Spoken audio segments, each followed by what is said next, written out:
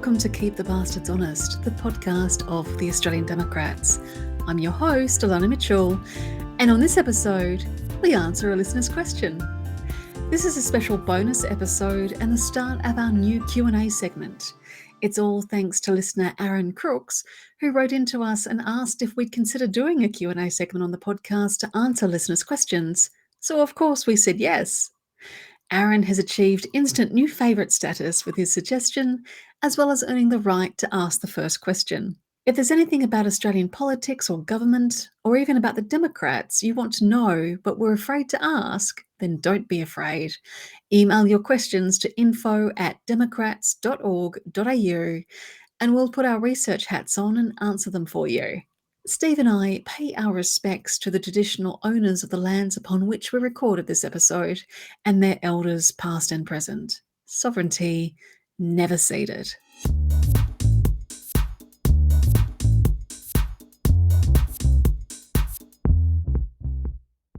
As well as asking us to start a new segment, which was amazing, Aaron also came pre-prepared with a question, which was very, very helpful of him. And his question was, now he would like to point out that he has not had to worry about student debt because he's not a student, but his question is, in regard to student debt, is there anything that the government can do to fix it, or is it unavoidable? That was a great question. Thank you, Aaron. Yeah, thanks, Aaron. The whole topic of student debt came up in April and May as a result of high inflation when the time approached for the annual indexation of HECS and help debts came up. So those things are indexed on the 1st of June and they're indexed according to inflation at the time. There's no interest charged on a HECS debt. So just to explain, if you're not sort of clear on HECS and help, if you go and study a course at university in Australia, you can basically borrow the money for your course fees under the HECS or HELP programs, higher education loan program, higher education, whatever the CS stands for.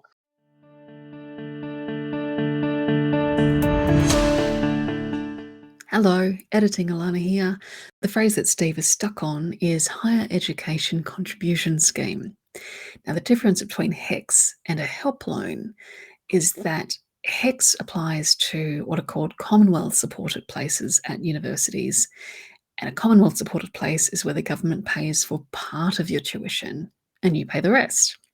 A help loan covers full fee places, so places at universities where the government doesn't pay for part of your tuition.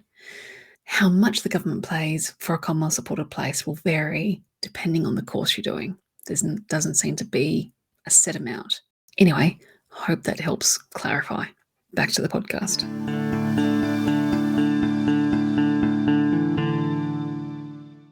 But the idea is that you've got a mechanism whereby you can borrow the money to cover your course fees instead of being stuck with them up front, which would limit the number of people who could actually afford to go to university. So in itself, that sounds like a fine idea. And there's a whole argument around, education should be free right across the board, and we'll come to that in a little bit.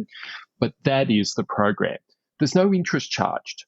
So there's no rate of interest that's charged on those student debts, but they are indexed according to inflation. So each year on the 1st of June, whatever the inflation rate is, your student debt is indexed. And inflation's high at the moment. It was running at 8% over the summer, and it had come down marginally to 7%. And there were some concerns from people that in the midst of a cost of living crisis and in the midst of this sort of inflationary crisis, students with a debt were going to be hit with thousands of dollars in additional debt as a result of this indexation. And there were calls to do something about it. And there were a few things that they could do. It's obviously, we're recording this well past the 1st of June. So spoiler alert, they did nothing. But Aaron's question sort of talks to what might the government have done to help students who were about to face this sort of large increase. And there's really a few things that they might have done. So the first is to not index this year at all. And there are all sorts of circumstances under which the government defers indexation on things, both for its own gain and for the gain of others. We've had instances in the past where the age pension was sort of paused. We paused the indexation. They paused the indexation on the funding for various arts and cultural institutions, for example, when it suits them, when they don't want to pay more, like they simply don't pay the extra that would normally be required under normal operating conditions. We paused the fuel excise last year. You may recall, in the midst of that sort of early run of increased fuel prices as a result of the war in Ukraine and the inflation that kicked off, the government always has the choice of pausing or deferring these indexation rates. That's one thing that they could have done. They could have also simply indexed by the target range of inflation. So the Reserve Bank has a target inflation range of 2 to 3%. The government could have chosen to simply say, look, we're going to index it at 2.5% instead. That's the bit that we're going to do. They could have forgiven a portion of the student debt.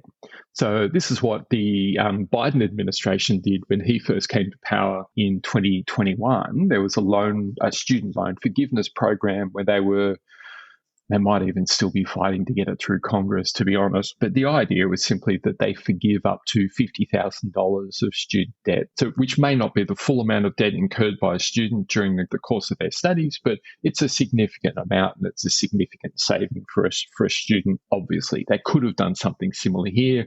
And then the last one, of course, is that they forgive the entirety of the debts and just sort of wipe the slate clean and then look at free education for everybody or whatever else you might do. That was another option. That's obviously the more extreme option on the table, and they chose not to do any of them. So essentially, at the end of the day, the Labor government simply sat back, allowed the indexation to take place, which it did on the 1st of June. It's worth just noting that this year the indexation was 7.1%, which is high, but in line with inflation, obviously, as the definition suggests. Last year it was 3.9%. Back when inflation wasn't quite so out of control. And in 2021, it was only 0.6%. You may remember that inflation for a little while was under that 2% target, and it was sort of hovering around between 0 and 1%. Prices were almost going backwards during the pandemic. So it is a significant increase on what students have experienced in recent history. Yeah, and I think in the justifiable anxiety about suddenly being hit with a 7% increase on your student loan, people have overlooked the fact that for a number of years now, the Reserve Bank was struggling to get inflation into its target range. It was bumbling along quite far below the 2% threshold. And students benefited from that. And nobody was going, we're not paying enough on our student debt. We're making it like bandits by not having massive increases. And I'm not suggesting that students should have been volunteering to pay more. I benefited from a help loan. My loan was indexed. I've been fortunate enough to have been able to pay it off because it was some years ago. But I think the mini hysteria about the sudden 7% inflation-related increase then sort of got caught up in the debate over should we make education free? And I feel like those are two separate issues in a lot of ways. And they very much are. Yeah. There's another aspect in there, Elana, if I may. There's another aspect in there, which is that there's the element of it that says, should tertiary education be free? Should education be free across the board? And we tend to think of education as a cost in recent Australian history, whereas we should absolutely be thinking of it as an investment in our ability to function as a society and to make progress. And not just to make progress in economic terms or technological terms, but make progress in terms of our agricultural capacity, in our cultural capacity, in our creative capacity, in our capacity to perform and to produce creative works of art. Like all of those things benefit from a good, easily accessible, free-to-all education system, whether it's research into our understanding of the way the world and the universe works, all the way through to our ability to compose the next opera or choreograph the next ballet or produce the next masterpiece. All of that benefits from the ability of our citizens to access an education. And for that education not to be valued only in terms of its ability to make an economic return. And this is one of the things about student debt. Because it's sitting there, people focus on an education that will generate the salary that will allow them to pay off the debt rather than what society really needs and what makes for a rich and thriving society is an educated populace that's able to do much, much more than just generate an economic return. So it's a good debate to have. It's a good argument that says, let's just allow people to pursue their interests. Let's allow them to access the sort of education and the sort of research and the sort of access to knowledge and resources that allows them to do as much as they can. I think that's a wonderful idea, and I'm absolutely up for that debate. As you say, though, that's different from how do we handle this indexation issue and how do we handle the cost of those student debts. One of the interesting things, though, that did come up that I would like to just mention, because I was surprised to hear this, and I think anyone who still holds a HECS debt is rightly pissed off about it. When you or I take out a loan, for example, we take out a loan and we pay it off weekly or fortnightly or monthly, right? And at the end of each month, the bank will calculate the interest that we owe based on the balance at the end of the month or at the end of the year. Right? So I've got a $10,000 loan. I pay off $500 this month.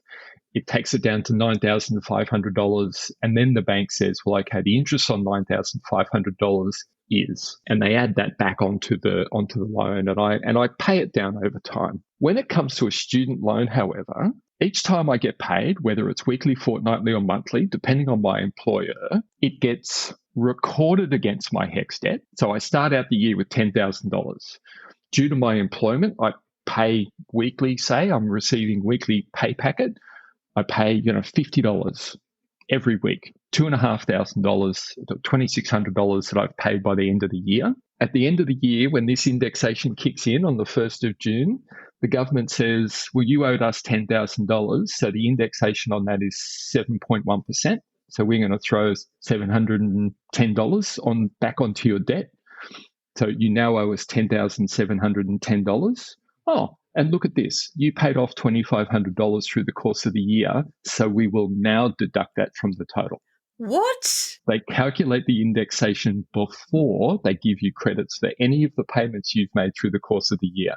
It is the only place where you have that debt where they calculate interest like that. And I think that's pretty shitty. That's appalling. And apologies for language, people. That is bullshit. I was stunned when I found that out. I was just like, how is that even possible? If I'm making fortnightly payments through my salary, how is it that the government basically sits on that money and then indexes the total and then subtracts off the principal? Like that's bananas. That doesn't happen anywhere. No. And what I want to know, and I'm building up a head of steam on this, is so I'm paying $50 a week toward my HECS debt, and that's taken out of my tax automatically, right? I don't have a choice in that matter. That just gets handled automatically through the tax system. That's correct. So it's I'm assuming, sitting with the tax office, because it's real money. It's not the whole time numbers in a computer system. It's technically real money. So what's it doing? Like, is it sitting in an offshore bank account, earning interest for the ATO and the government? Earning interest. Yeah. Earning interest for the government. Yeah. What it's doing, and which you get no credit for. That's correct. Yeah.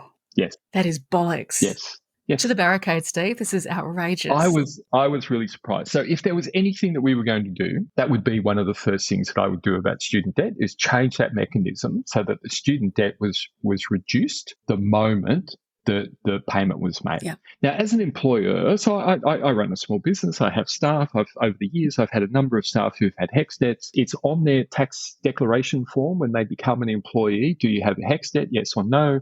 It's then calculated automatically by our account system. When payroll gets paid, it's deducted automatically from that person's payment. They never see it. Their net pay is just reduced by that amount.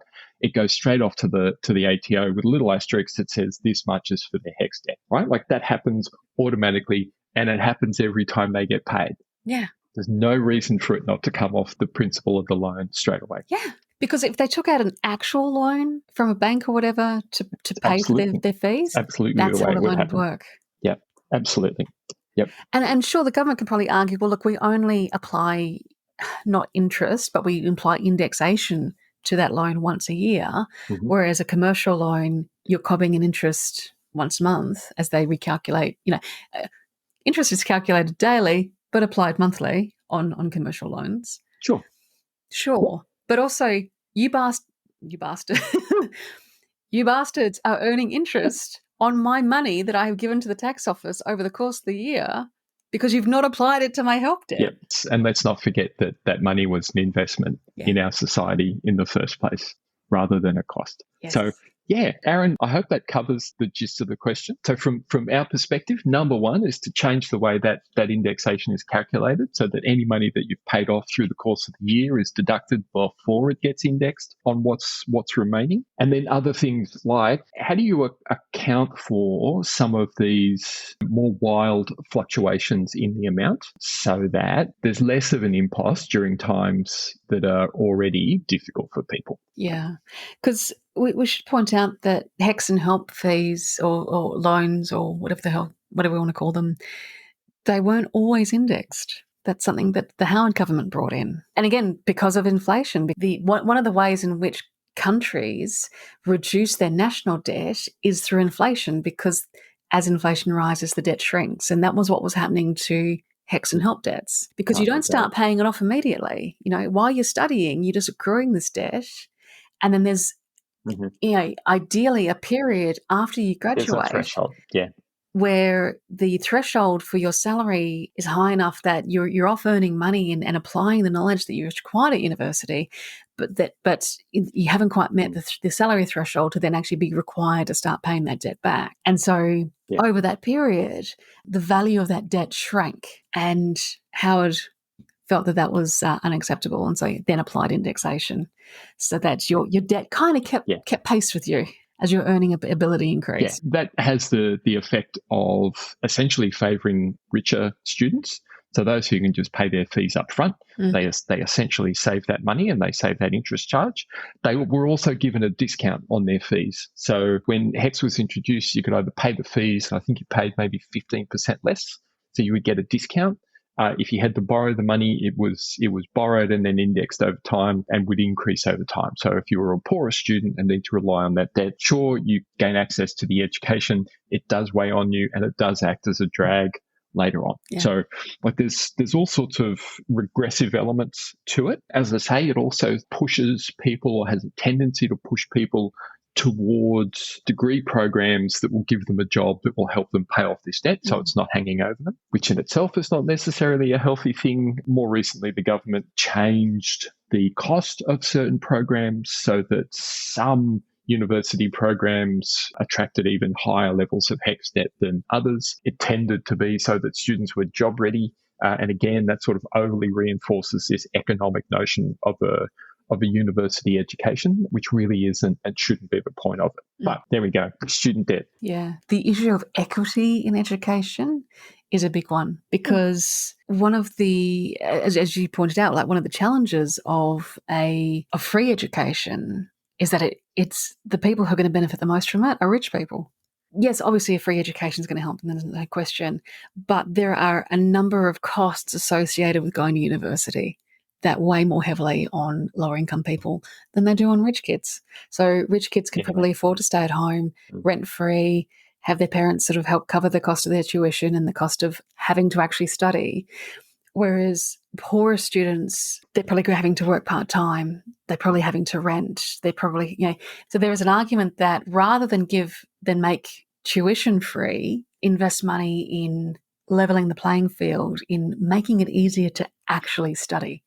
So give lower income people more financial support so that they have stable housing, they can afford to live on something slightly more nutritious than 2-minute noodles, all that sort of stuff, So free education, and yes, Australia did have free education for a while. Whitlam brought it in, then it was taken away by Fraser, I think. And a lot of the politicians who have raised the cost of particularly humanities degrees and things in the lead up to the last election, they benefited from that free education.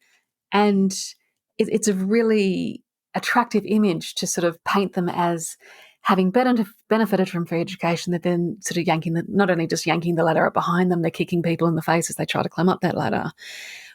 But free education to me is it's a nice populist, simple solution to what is an incredibly complex problem, and it doesn't necessarily actually solve that problem. And because it's not the cost of your course fees that's the huge barrier.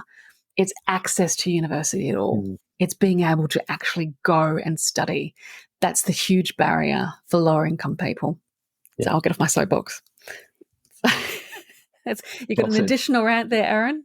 Again, thank you so much. And if anyone else has a burning question that they would like Steve to go off and research for them and answer, send it in to us at info@democrats.org.au and we'll put him to work.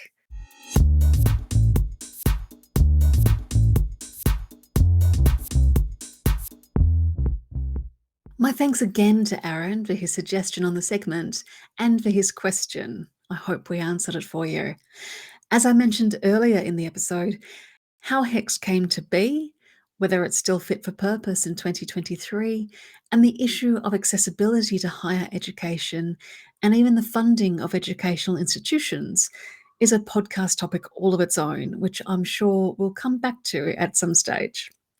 There's a ton of things we still need to talk about: the finding of corruption against Gladys Berejiklian, the handing down of the Royal Commission report into robo-debt, and the Fadden by-election, to name a few.